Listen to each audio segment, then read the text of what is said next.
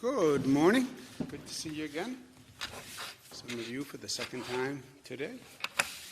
Happy Easter for all those celebrating. Happy Passover. Happy Holy Week. To my right, we have Dr. Jim Malatras. To my left, Melissa DeRosa, Robert Mejica, Budget Director. Thank you all for taking time. Let's go through where we are today on this beautiful day. Let's start with the good news, because we deserve some good news, Lord knows.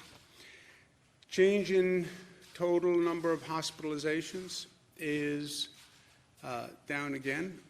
This is the number that we have been watching because the great fear for us was always overwhelming the hospital system, the capacity of the hospital system.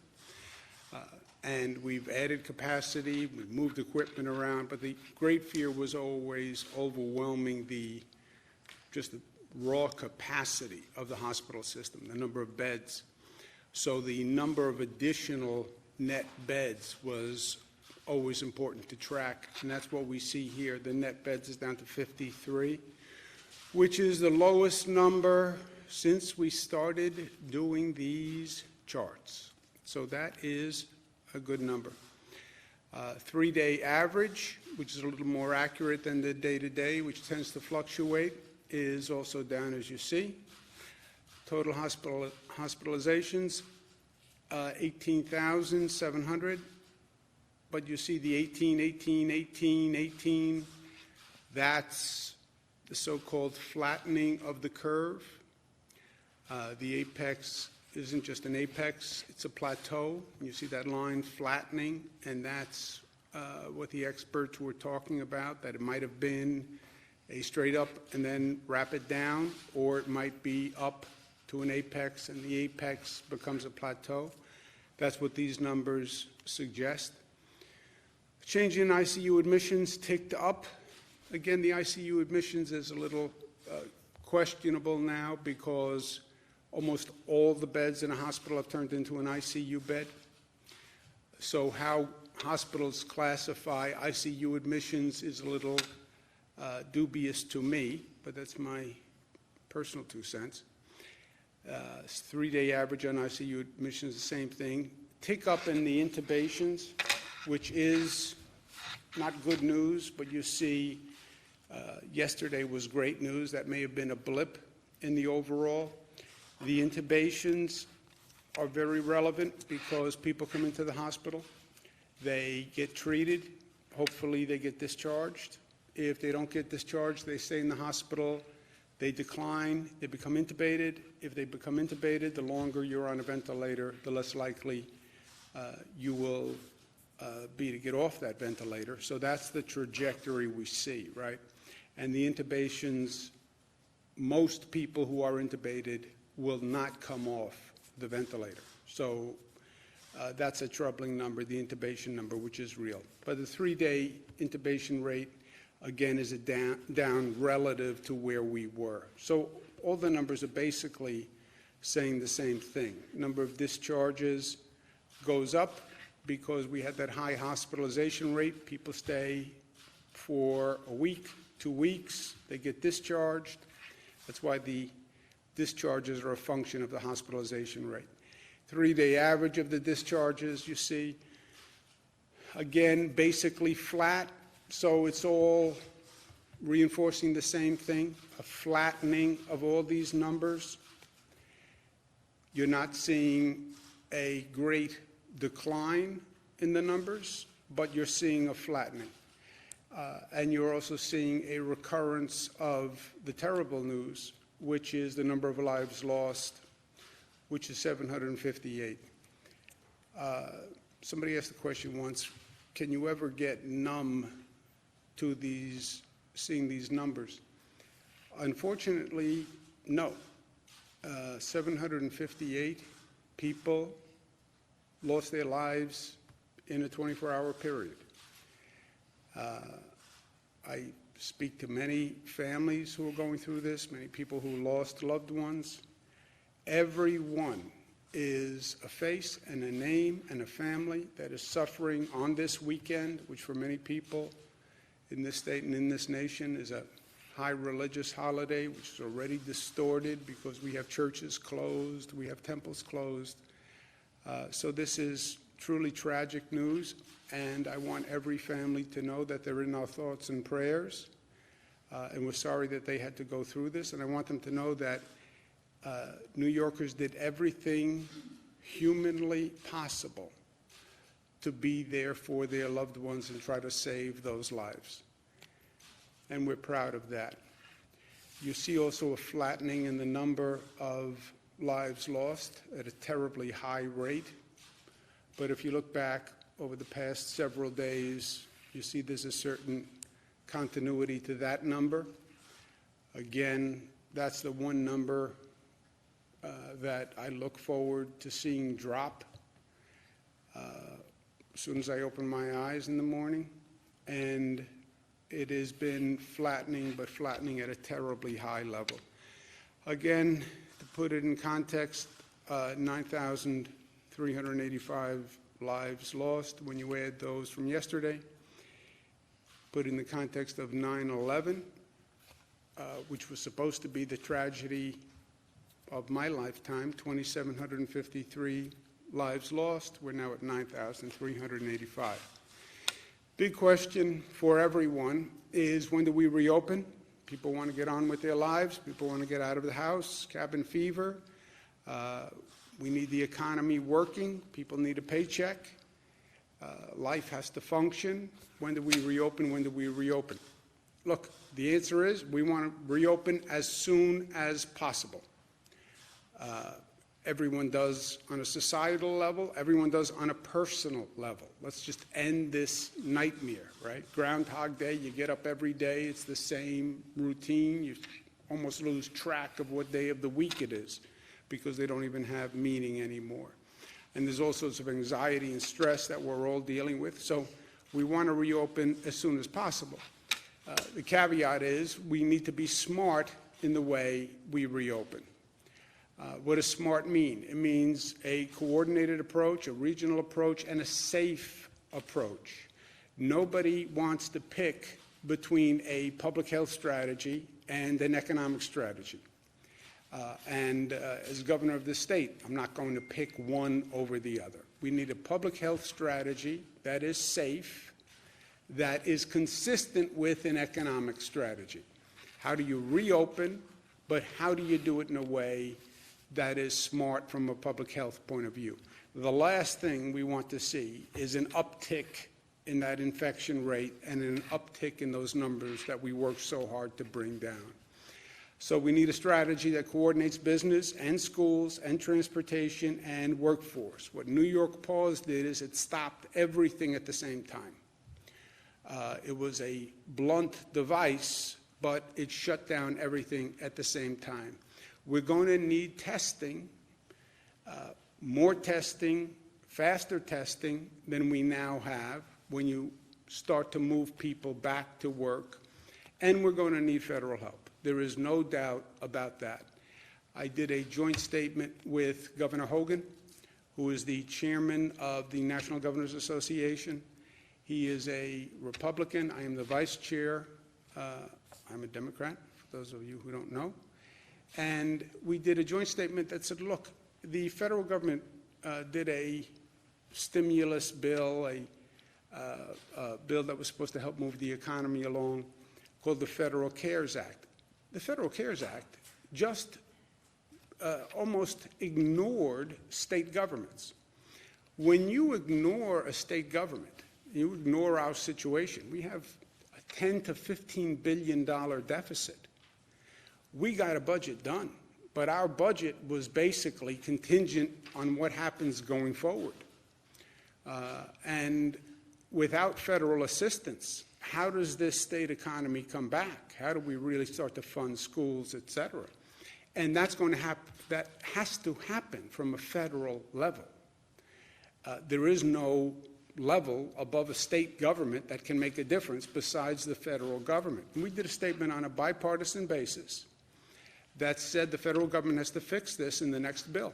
And we called for $500 billion for funding for state governments. And again, we did that on a bipartisan basis. From New York's point of view, the past bills were like most federal past bills. They went through the political process. And to get a bill passed in Washington, everyone has to get their piece of the pie to pass a bill. I understand politics. I understand it very well. That's not how they should be operating here. And you did an injustice to the places that actually had the need, which, from an American taxpayer point of view, that's what you were trying to correct. You were trying to correct the devastation of the virus. Well, then correct the devastation of the virus. Not everything has to be an opportunity for pork barrel, right? You look at where the money actually went. Theoretically, the bill distributed funding to states for corrective action and expenses on handling the virus. Kaiser Health, which is a very notable organization, said that Nebraska, Montana, for example, Minnesota, are getting approximately $300,000 per COVID-19 case.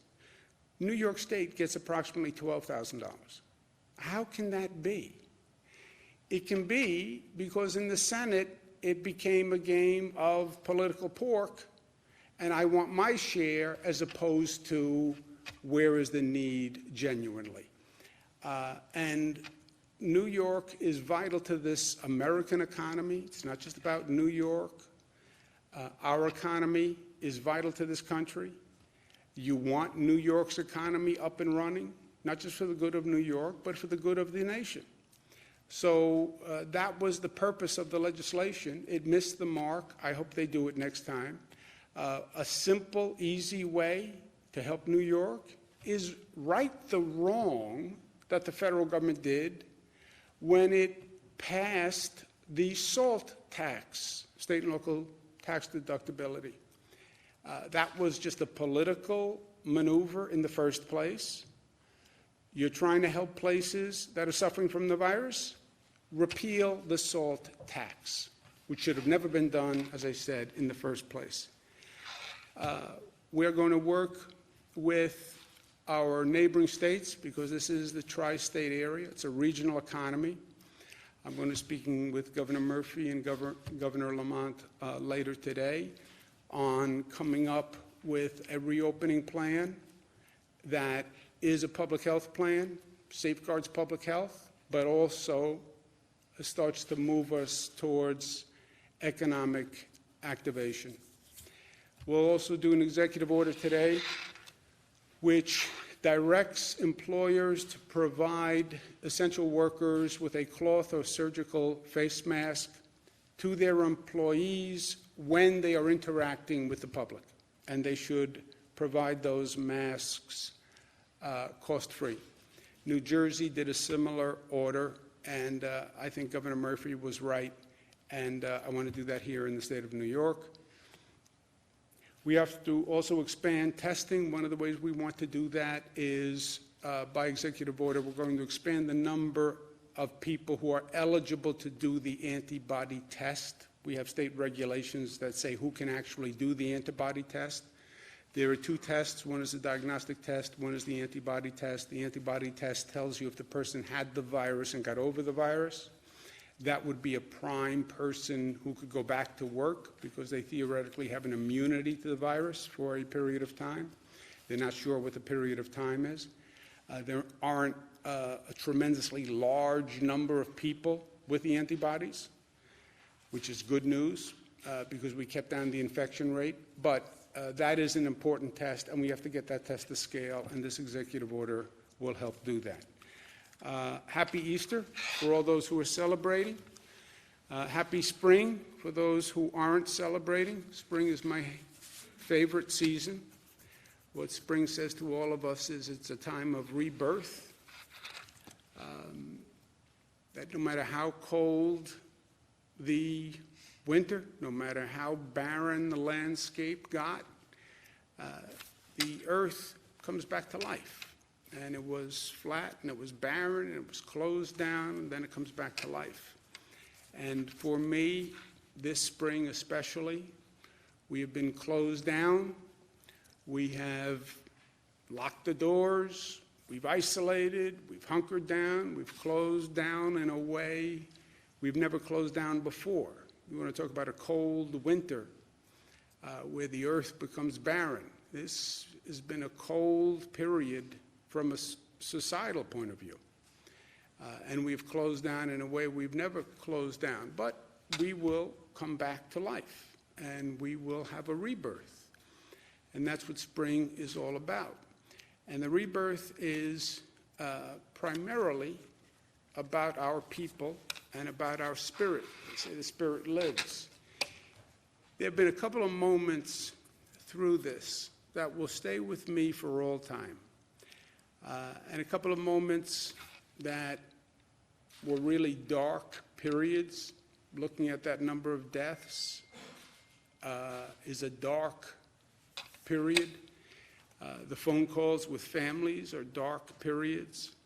The fear of the worst case scenario of those numbers going through the roof and overwhelming the hospital capacity was a dark period. Fears of seeing what happened in Italy and how their healthcare system got overwhelmed, and it could happen here.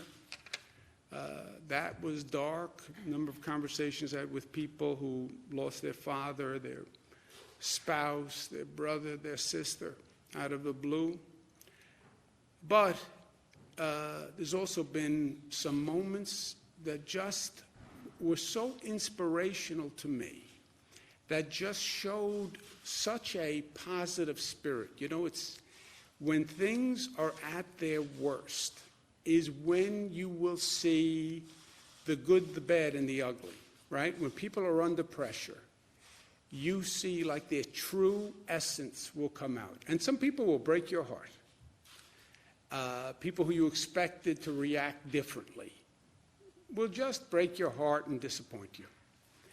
But then other people who you expected nothing from will show you a strength and a resilience that just is an inspiration. We were going through a period where we were afraid of the hospital capacity peaking, and we needed equipment. We were focused on ventilators, because ventilators for this disease, it's a respiratory disease, you need ventilators. Nobody ever anticipated this kind of situation, so we're in a mad rush for ventilators, and we're shifting ventilators all over the state. And I'm asking hospitals to cooperate with each other and lend each other equipment, including ventilators.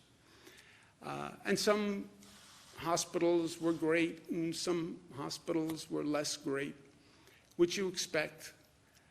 But then out of the blue, a phone call came where a nursing home in upstate New York said, we understand downstate may need ventilators. We want to let them borrow 35 ventilators. Unsolicited. They just called and offered the 35 ventilators. And we went and we picked up the ventilators and we brought them downstate. But I remember when they came in and they told me, a nursing home in upstate, a nursing home is one of the most vulnerable places in this entire situation, right? Elderly populations and in a confined area of a nursing home. And here a nursing home comes forward and says, we want to lend you 35 ventilators to bring downstate. I tell you, for me, when I heard that news, with all this bad, with all this negative, something inside me said, you know what, we're going to be okay. We're going to find our way through this, because there is an inherent goodness in people that will surprise you, and they will rise to the occasion. And at the end of the day, good will win against bad. I believe that. And love will conquer all. So we brought the 35 ventilators back to Pathways, which is a nursing and rehabilitation center. I went by there this morning when they were returning the 35 ventilators, just to say thank you. Thank you on behalf of all the people of the state. Thank you for their generosity. Thank you on behalf of downstate New York.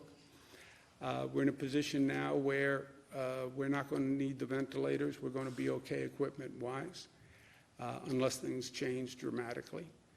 But thank you on behalf of the people of the state, as governor of the state of New York. And thank you for myself, because the people from Pathways who are watching this broadcast, I couldn't go inside. So I didn't really get a chance to talk to them, but I wanted to say thank you for me, from me, because they brought me inspiration and hope and energy at a time when I personally really needed it. And that call and that generosity and that love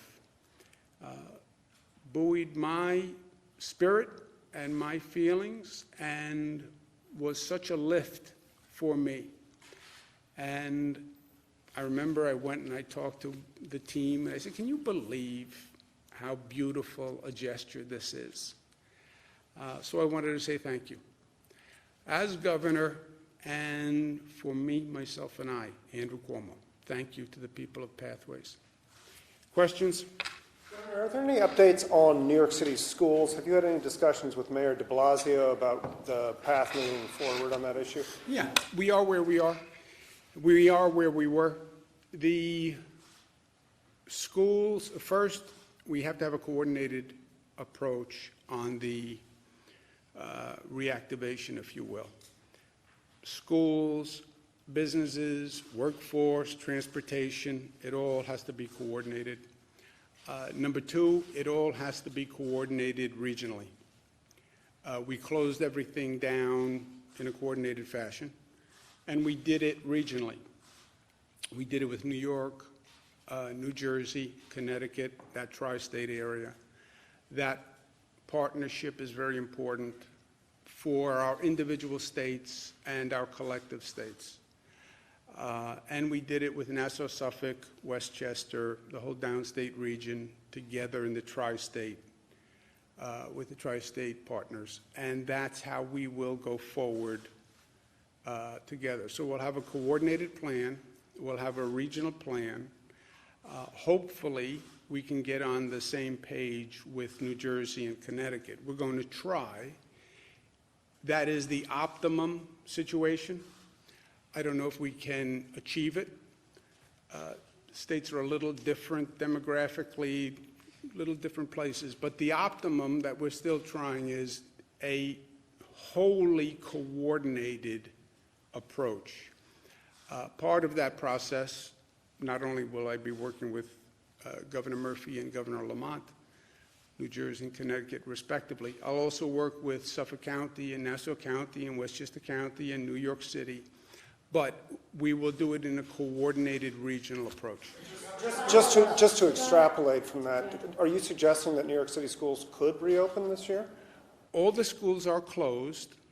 All the schools in the downstate and upstate area are closed. They will remain closed. We're not going to open any school until it is safe from a public health point of view. We won't open schools 1 minute sooner than they should be opened, but we won't open schools 1 minute later than they should be opened either. And that has to work in a coordinated plan with businesses. Am I, as I sit here, prepared to say what we'll be doing in June? No. I do not know what we will be doing in June. Nobody knows what we will be doing in June. As I said, I talked to the best experts around the globe on this, and the smartest ones all start by saying, I don't know.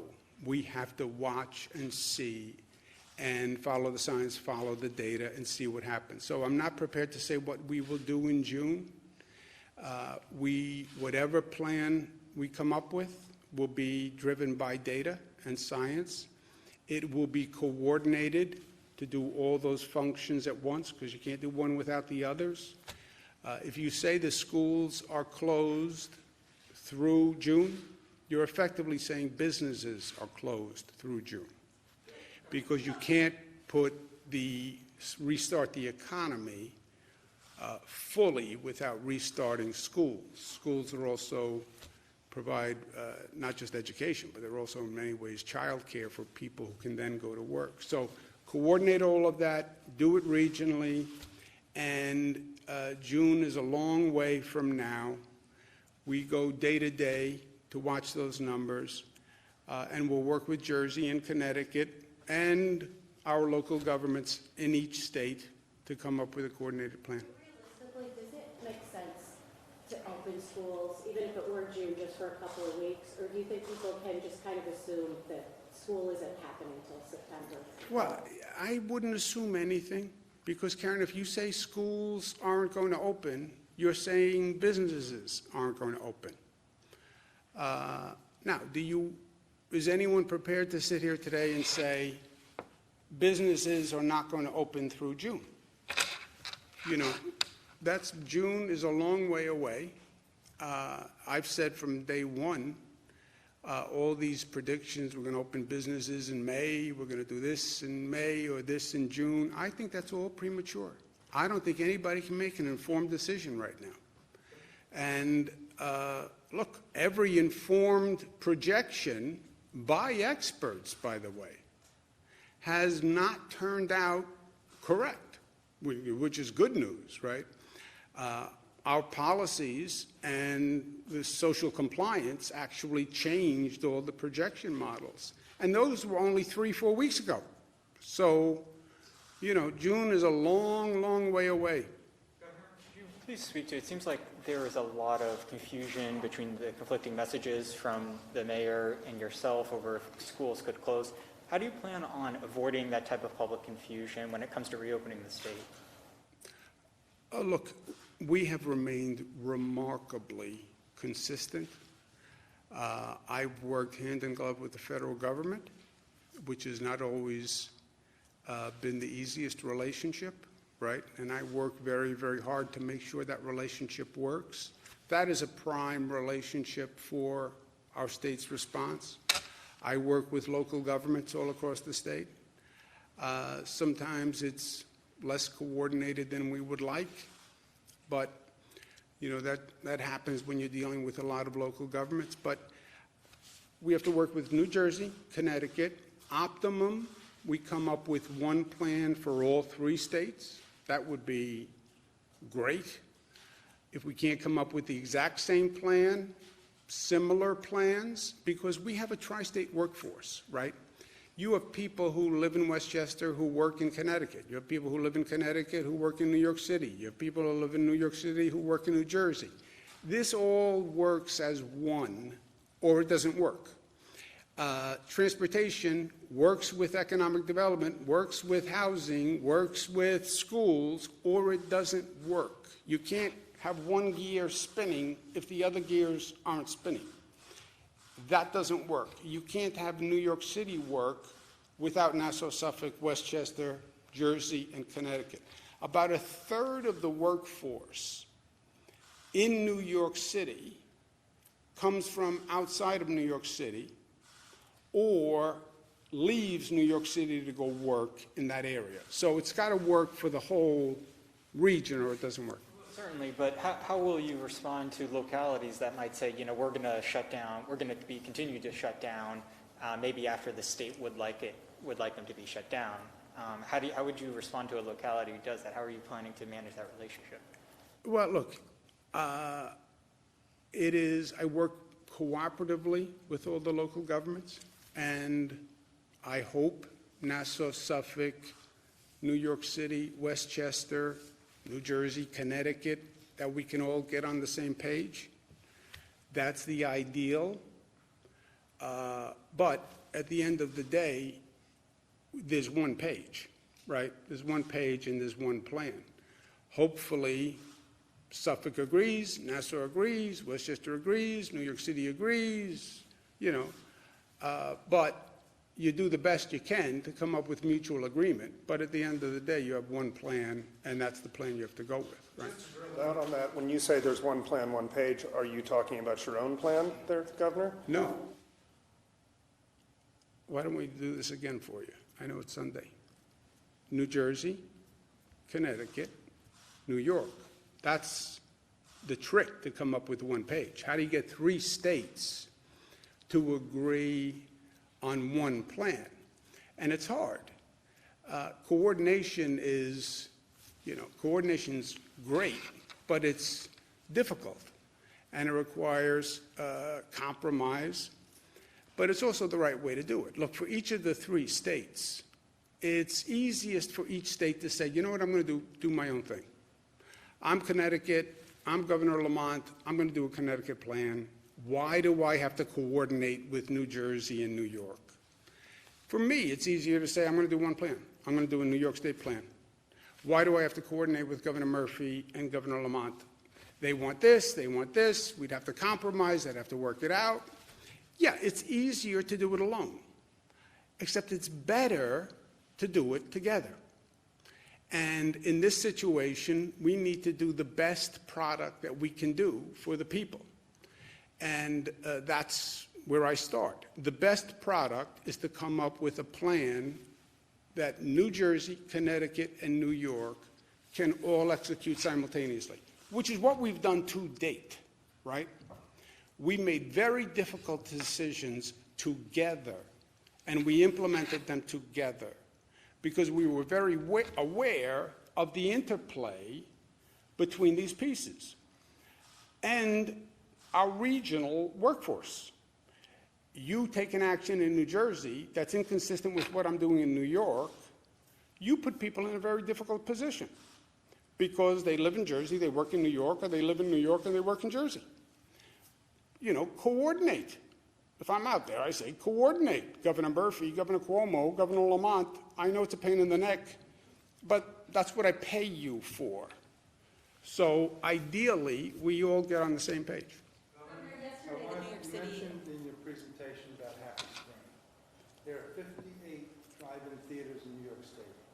Is there any consideration, or what are your thoughts on drive-in theaters becoming an essential business, let's say, because people could sit in their car, they're not interacting, they get the movie piped into their car, even through the radio, I believe.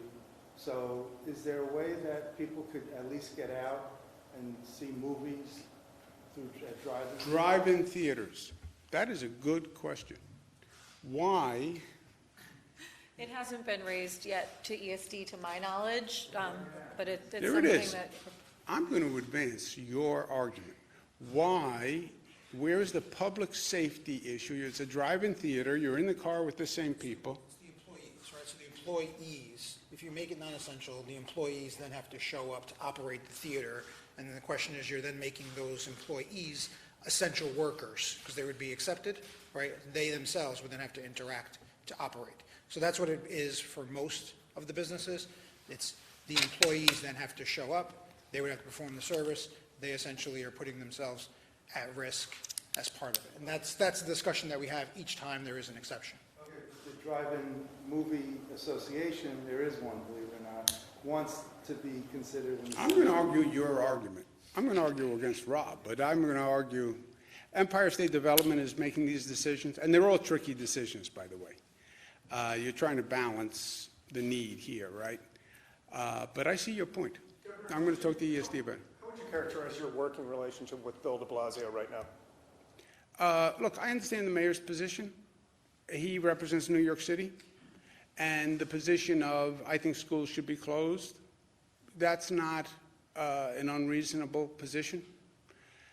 He doesn't have to worry about Nassau, Suffolk. He doesn't have to worry about New Jersey. He doesn't have to worry about Connecticut, but I do. Yesterday, the New York City Health Department said that. For the homeless problem as it relates to COVID-19, I asked because the Albany County executive recently said, hey, you can't force homeless people into a shelter, but simultaneously there's a local government directive saying you guys have to enforce social distancing. I feel like it's not likely that a fine for a homeless person is going to be effective. I've worked with the homeless since I was in my 20s. You're right, a fine for the homeless is not going to be effective. You can't force a homeless person into a shelter unless they're endangering their own lives or endangering others. But leaving that aside, the shelters do have to operate under those guidelines, however. And whatever facility is operating by the local government has to adhere to those guidelines. Go ahead, Giuseppe. The New York City Health Department yesterday said that they're running out of the swabs to do the COVID test. Have they been in contact with you, or does the state have a surplus or reserve? Of the swab? testing swabs, I have not heard that. Have you We heard? haven't received that, but we'll check after today and see if they've gotten in touch with us. As part of the executive order, is the state going to be issuing masks for some public sector employers? Yes. You want to speak to that, Melissa? Yes, so what we're saying is you're an essential worker, you should be protected, you shouldn't have to go out and put yourself in unnecessary danger and continue the spread of the virus. And so we're putting it on the employers. So if you're a state employee and you're an essential servant who is interacting with the public in some capacity, yes, it's on the state to provide that mask. Are there any updates on the treatments, the hydro treatments with Zithromax? Has that shown any additional The positive? hydrochloroquine? Yeah, with, We have done, there is probably about 2,000 patients who are being treated with hydrochloroquine. I don't know if it's with the Zithromax or not. Through hospitals, I believe there's actually a federal trial on it. But we were supplied the drug. We left it to the hospitals and the doctors because they have to do the administration of it. But I don't think there's any results yet to speak of. It's been about, I'd say, a week, 10 days, something like that, that patients have been getting it. I don't know what the period is where it would kick in, but I assume that we'll be getting data soon. And look, on the hydrochloroquine, two things. I, like the president, hope it works. I don't know if it works. I'm not a doctor.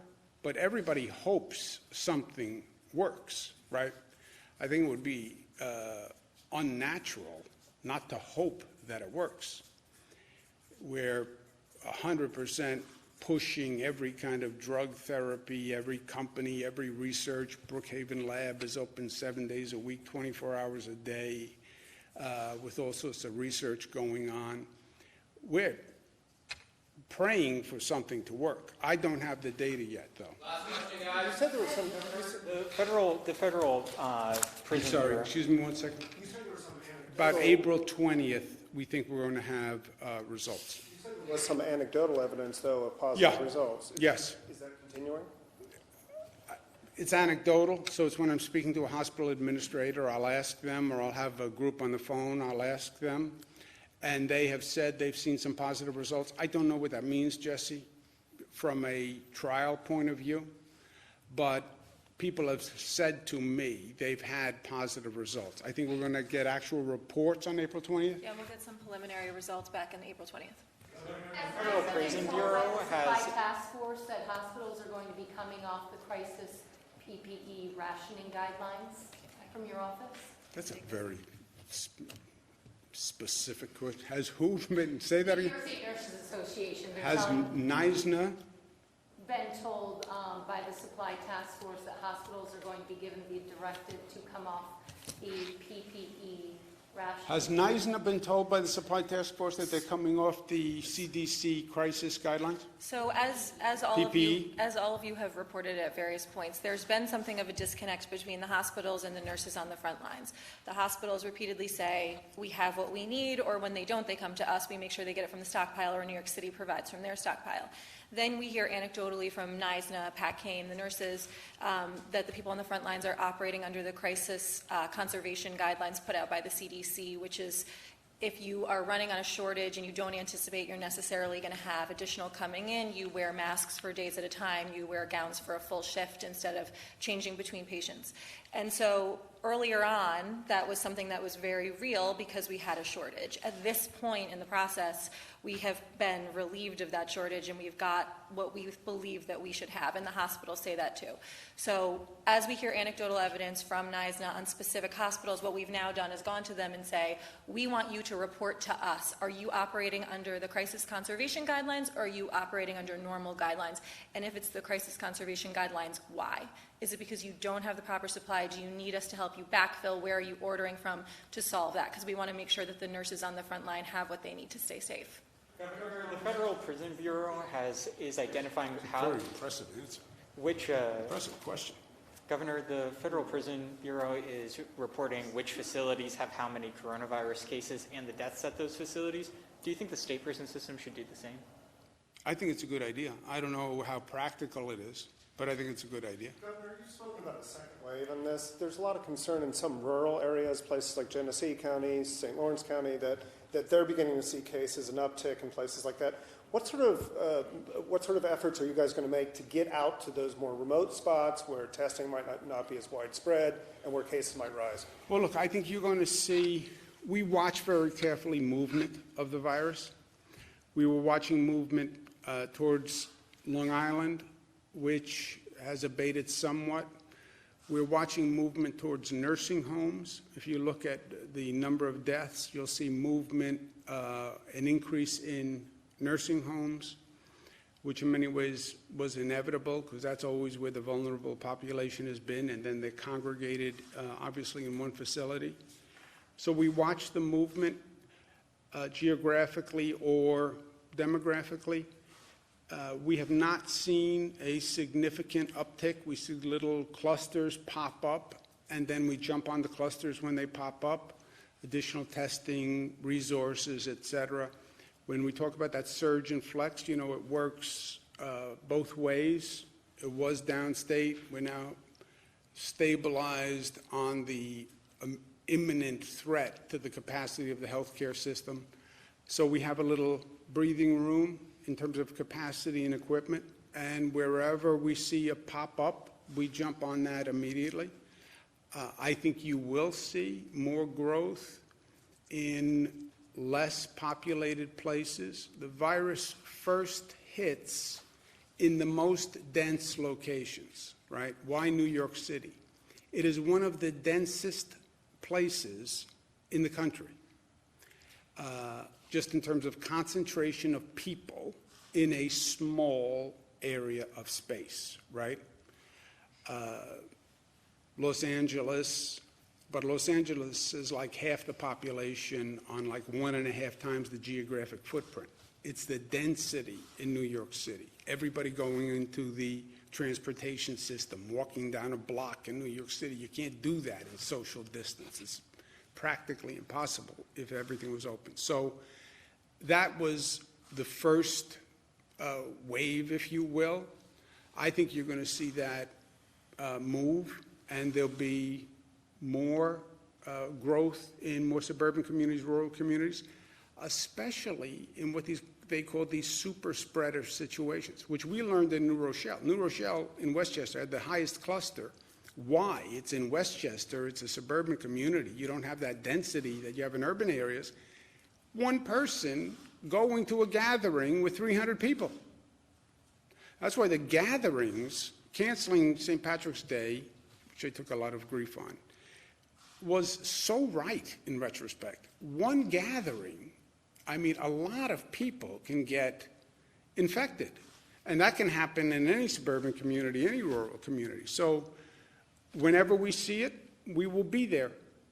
We will be there. Thanks, guys. Talk about the tri-state area. Why do you leave out Rockland and Orange County since they border New Jersey? And why only New Jersey and Connecticut? Why not Pennsylvania, Ohio, Massachusetts, Vermont, and Rhode Island? Not that ambitious. That's too many pieces to coordinate for me. That's too many pieces of the puzzle. It's not the, when I talk tri-state area, what we did on the close down was the entirety of the state of New York, the entirety of the state of Connecticut, the entirety of the state of New Jersey. We are also going to work with Pennsylvania. Pennsylvania was very involved in us with a marijuana regional pact. But obviously, there's less interaction on a day-to-day basis with Pennsylvania than those other two states. So it will be a statewide plan for all of New York, all of New Jersey, all of Connecticut. That is the optimum. I'm not promising that. We're going to try to get all three states on the same page. Now, I'm sure if we do that, not every local government in New Jersey, not every local government in Connecticut, not every local government in New York is going to agree with every aspect of the plan. By the way, they didn't all agree with every aspect of the close down. I mean, I had a lot of school districts unhappy with the close down decision. But you do the best you can to come up with mutuality. But at one point, you can't make everybody happy with every decision. Well, why do you leave out Rockland and Orange? No, Rockland and Orange are in this state. So it's going to be the whole state. If you say Nassau, Suffolk, Westchester, Well, that is the, then you leave out, and you don't. well, there is more commutation from Westchester and Nassau, Suffolk, just in terms of numbers. But Rockland, Orange, certainly. But it'll be the entire state. It's not just Rockland, Orange. It's going to be upstate New York, mid-Hudson, it's the whole thing. Problem with the way the county executives of those two counties feel towards your plan or anything like that? Yes, but the close-down plan was a statewide plan. It was every school district in the state. So every school district had an opinion, right? Many of them were against it. Every county executive had an opinion. Many of the county executives didn't agree. And I'm sure there'll be county executives that don't agree with this plan. If everybody agreed with it, something would probably be wrong. Happy Easter to everybody. You're always 10 steps ahead of everyone else, right? God forbid, what's the plan if we push back the coronavirus? How do you keep the union safe? Can you say that? What happens if I get coronavirus? Yeah, what's your plan? My plan is to do this from home. Happy Easter.